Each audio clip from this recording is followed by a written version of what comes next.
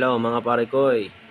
Nandito tayo ngayon sa controller ng ating building 1. Ang controller natin dito ay Big Dutchman.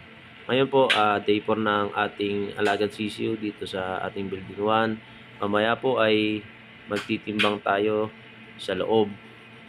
Ngayon ang target weight po natin ay nasa 100 grams. Kailangan po natin ma-achieve yan. Mas maganda kung mas mabigat pa dyan, syempre. Yan po, nandito po tayo ngayon. Tignan niyo po ang ating pang 4 days. Dapat po natin makakuha ang target weight na 100 grams.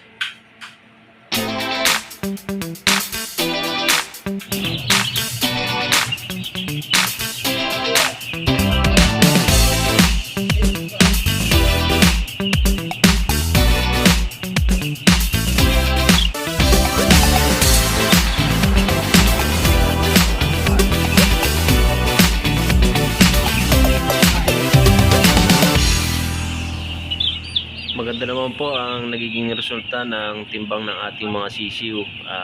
Sa nakikita ko, lumalagpas pa sila sa standard. Maganda. Eto mga pare koy, habang nagtitimbang kami, sinasabayan na rin namin ng pagka-crop check para malaman namin kung empty ba or full ang kanilang mga butchi, para kung sa ganun ay makapag-adjust kami dahil kanina lang kami nagtanggal ng brooding paper.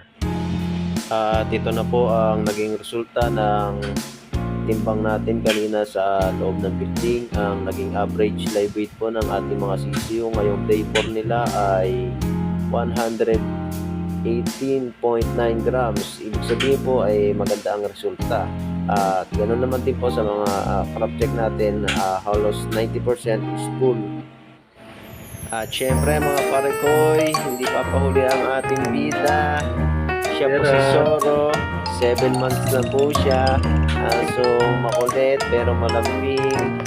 Yan po siya. Hello Zoro, smile.